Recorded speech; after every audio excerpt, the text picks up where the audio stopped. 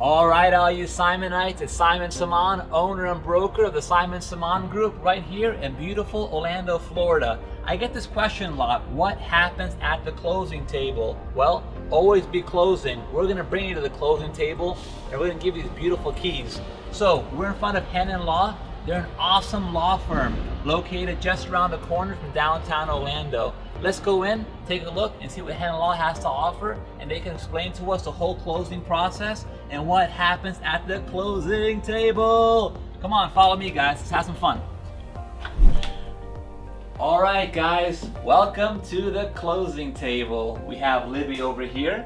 She is a title manager, and she's going to talk to us about what happens at the closing table and what to expect during the whole title process. So come on in, guys. Don't be afraid. Let's ask Libby a bunch of questions. Come on. Hey, it's good to see you today. It's wonderful to see you too, Libby. Thank you. What do you have for me? Well, I wanted to ask you a couple questions, or actually more than a couple questions. Okay. What exactly happens during the title process? Like, explain to us, like, the escrow deposit. Where does that go? Okay, sure. So essentially, the way we step into the support position in a closing is we usually get the contract from an agent. Typically in Florida, it's customary that a seller pay for title insurance, thus giving them the ability to choose where closing is going to occur or happen. So wherever their preferred closing title company or law firm is. And I do always like to start with, I work for a law firm, but I am not an attorney. I just play one on TV from time to time. My husband's actually the attorney, and myself and our paralegal Maggie support, the closing process with him, mainly doing our residential stuff. That being said, when our first contact is made and we get involved with buyers, sellers, and the agents and lenders is at contract signing. So typically once the contract is already signed, it gets presented to our office and we get requested to provide instructions for the placement of deposit. So whether that's going to be by check or wire. And that's typically the two common forms for making a deposit. Wires are we're very safe with the way that we deal with those, and we do typically ask that the agent stay out of the middle of the transferring of information to place deposits, and we take on that responsibility directly with whoever's placing the deposit at that time, and that's just for the safety of all the parties. That's a great point. You don't want to make a Nigerian prince very rich.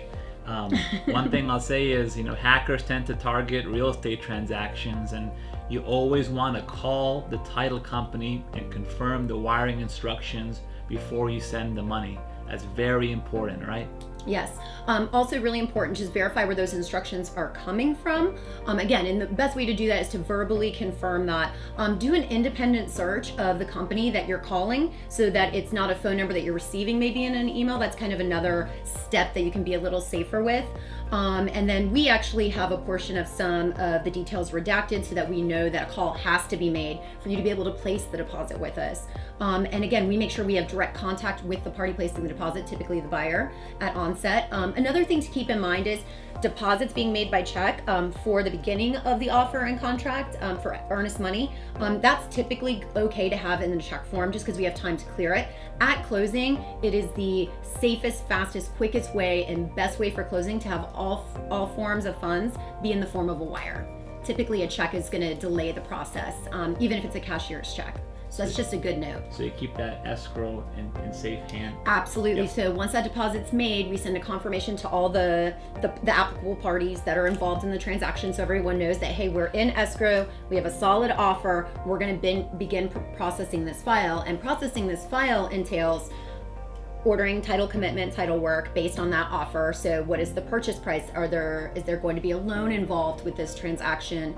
And at that very same time, we also order something called a municipal lien search, which is something a little bit outside of the title search. And what it does is it adds the facet of going to the municipalities that fall under where the property is located, or where the property is located, they fall under those municipalities. And they're going to double check to make sure if there were any permits pulled in the history of the property that they've been properly closed, completed, or canceled for whatever reason that might be.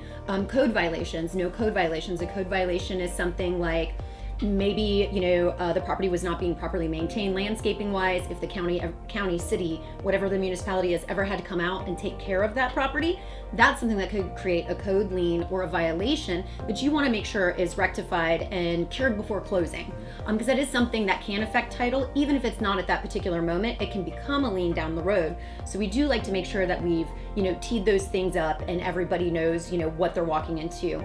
They also establish, are all utilities paid on the property? Are there any outstanding taxes? That's also something title work and the title commitment will show as well, but it's just a second form of verification just to make sure that we're on top of everything and title and the property is passing clean and clear to the insured, which is the buyer. And then one thing we also do is on all of our listing presentations, before I meet the seller, I always check if there are any expired permits, anything not completed, and we get ahead of that curve. So we show the seller that prior to listing the property, because we know that municipal lien search, if there is an expired permit, it will come up and it might be an issue for the buyer. So it's really important, guys, do your due diligence, because you have a legal binding contract and you have to fulfill all those obligations.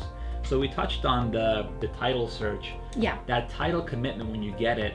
And one thing I'll say is sometimes people, when they get that, they ignore it. They don't even look at it.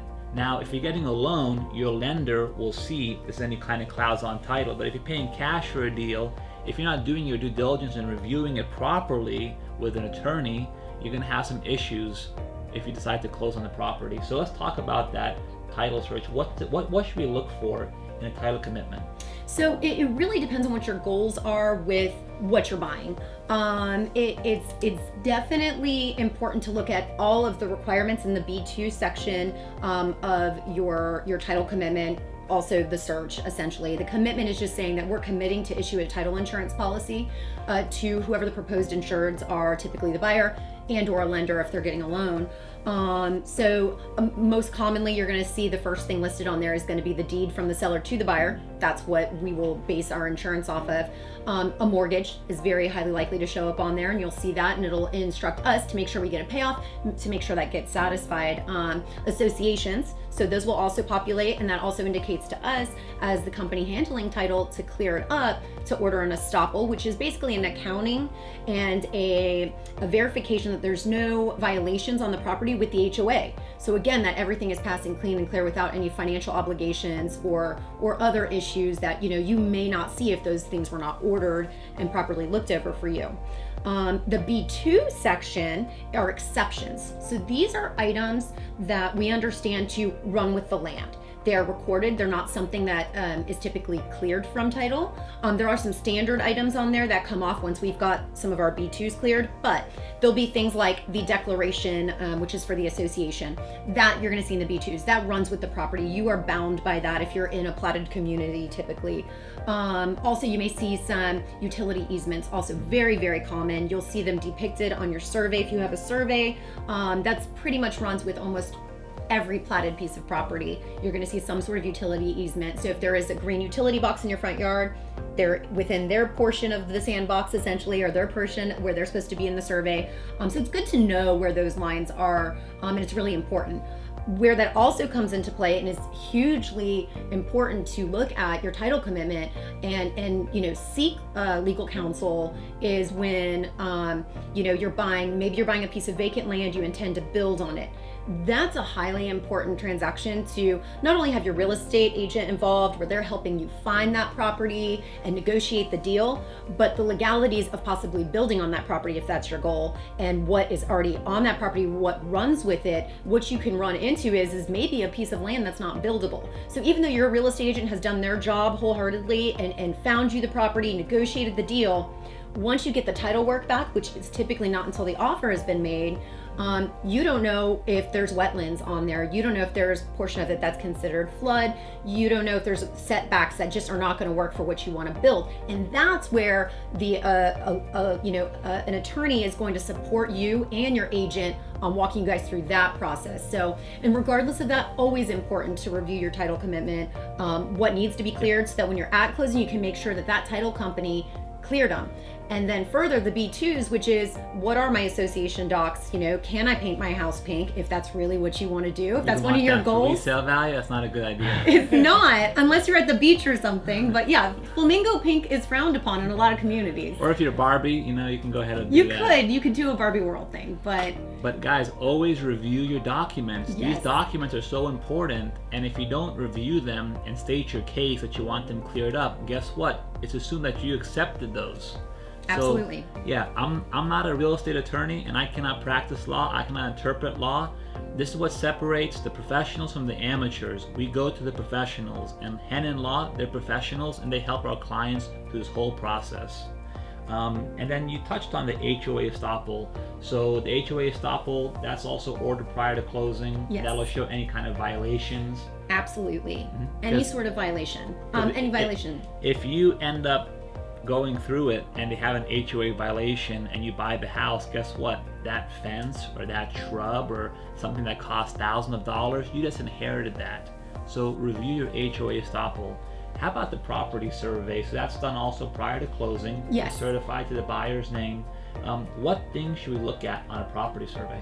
So on a property survey, typically, and again, like you kind of touched on, I'm not an attorney either. I'm support staff here. I'm a closing manager, so I handle, our residential closings from beginning to end, while Michael Hennen, the attorney here, is overseeing all of those operations. So as things get more complex, we would bring those to his attention so that they can be properly addressed. One of those is surveys.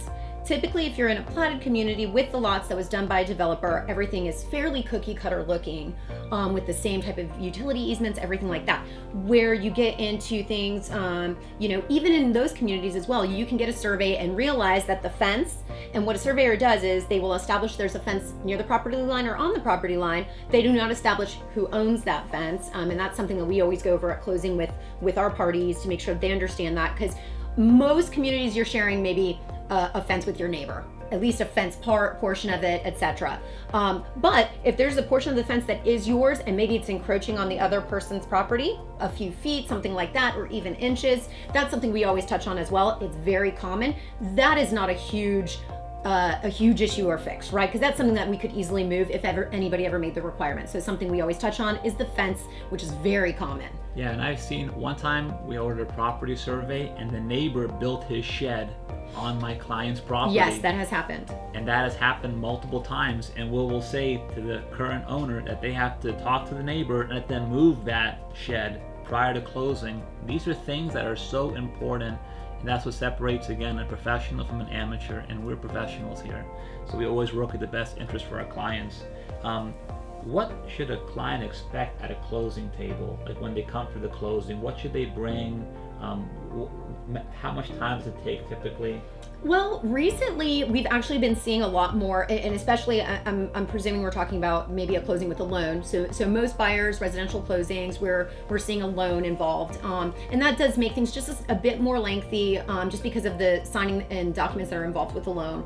That being said, a lot of lenders recently have been going to kind of a slimmed down loan package, which is nice for everybody involved, where you've e-signed several of the documents, but you're wet signing the documents that are required to have ink signatures on them at the closing table with your closing agent or closing firm, whatever you're using in that particular transaction.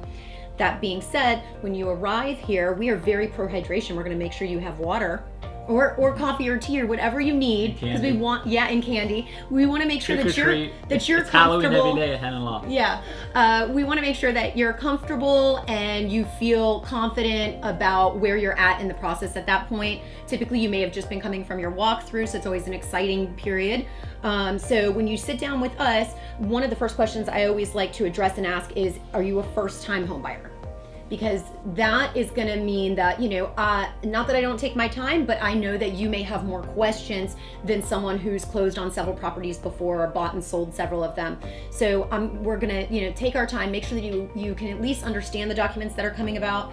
And then I always like to establish that the documents that you're signing when we handle a closing are our standard forms and documents. And if they weren't, that would have been something presented to you ahead of time to review. That also being said, your loan package is something that's provided to us by your lender. So we do touch on each of the documents, just giving you a brief explanation of what they are, whether it's the note, which is your agreement to pay back the funds, or the mortgage, which is just public notice that, you know, securing the note against the property. We touch on all of that and what they mean and how they you know, they affect you in that transaction, so that you understand when you're leaving here, you feel good about closing and you understood what was You signed. always feel good leaving. Yeah, you here, always right? feel good leaving here. Such a happy place. Yes, and then also just letting you know too, in most transaction, you in residential loans, they're all federally regulated. So those documents that you're signing, anyone doing that same type of loan, FHA, conventional, they're signing the same documents in the same format, so that you can feel more comfortable that there's nothing in there that is trying to be sneaky or anything like that. It's all very standard and regulated. And guys, like, Libby's awesome, so she will track down that lender, get all the documents so you can review it before you go to the closing table. Yes. And one other thing too, we're going to share a little secret with you that a lot of people don't mention, which is strange to me, that can save you some big bucks. A reissue credit on your title policy. Explain that. Yes, so essentially, when you purchased, you received a title insurance policy, which is extremely common, so it's highly likely you did. If you happen to be selling that property within a 3-year period of that effective date of that policy, which is typically the date your deed was recorded, you can get something called a reissue credit, which saves you hundreds of dollars on paying that new owner's policy for your buyer. So this is a customary Florida thing. It is not that way in every state, but in Florida, it's customary for a few large ticket items that seller pays for here, which is the title insurance, the new owner's policy to pass on clean, clear title to the buyers, and also doc stamps on the deed, which is transfer tax on the deed. These are both regulated by the state. The one thing that you can find a discount in is that reissue credit that Simon touched on. And the way that works is, again, it's got to be within 3 years of the effective date of that current policy if you're selling the property. But there's a caveat, which is if you're refinancing, you happen to be here doing a closing for a refinance, you actually can utilize that reissue credit several times. It could be 10 years from now. The credit does delineate down over time, but you still get a reissue credit. The sale, you get a reissue credit. It has to be within a 3-year period of that effective date. Well, there you go. I mean, I can't tell you, like, on a buyer side, when I handle a transaction, I've seen that sellers and their agents don't even tell them about that, and they just lost thousands of dollars that they could have saved. Potentially. Yeah, if the agent and the title company did their job, and we always do our job. So I guess in closing, we're at the closing table. It's a great place. Hennen Law is absolutely amazing. If you like this video, make sure you like, comment, and subscribe. And as they say, every home has a story. Let us tell yours. And thank you so much, Libby, for talking to us today about... Thank you. Always a pleasure. Yeah, high five. All right, guys. We'll see you on the next video. See ya.